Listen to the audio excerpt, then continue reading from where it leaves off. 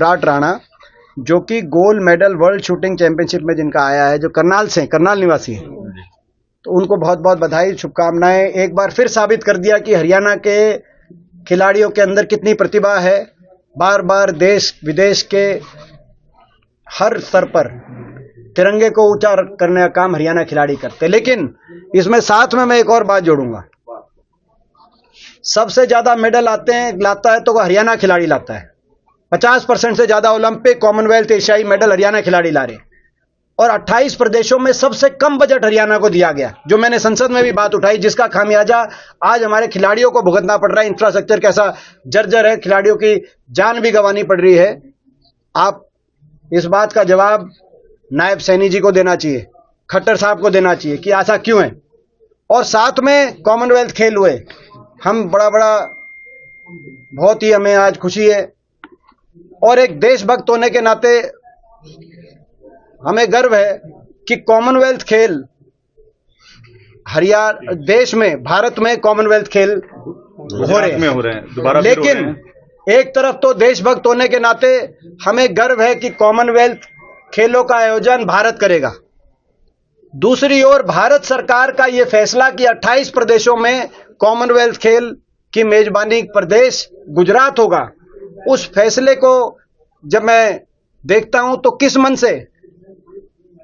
मन से मैं गुजरात की मेजबानी के इस फैसले पर, जो मेजबान प्रदेश का चयन गुजरात का किया 28 प्रदेशों में भारत सरकार ने, खुशी व्यक्त करूं। क्योंकि आप देखो नेशनल गेम्स में एक तरफ हरियाणा नंबर 1 पे था नेशनल गेम्स में, और आप बाकी प्रदेशों के देखो, मैं केवल गुजरात या किसी और प्रदेश के नहीं कह रहा, गुजरात का क्या पदक तालिका में नंबर था, आप खुद ही जाके आप चेक करें।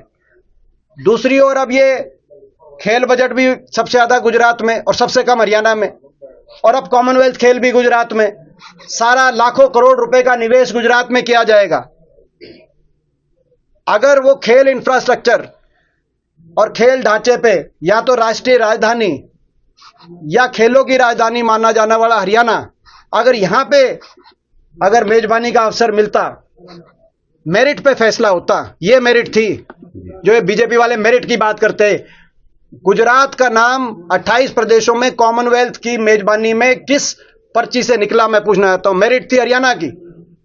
और हरियाणा में अगर ये लाखों करोड़ रुपए का खेल इंफ्रास्ट्रक्चर, खेल ढांचे पे अगर खर्च किया जाता, तो आज जो 50% देश के मेडल जो प्रदेश लाता है हरियाणा, कल को और भी लाता और देश का नाम रोशन होता, देश का तिरंगा ऊपर जाता, राष्ट्र गान दुनिया की कानों तक उसकी गूंज पहुंचती, देश के मेडल बढ़ते।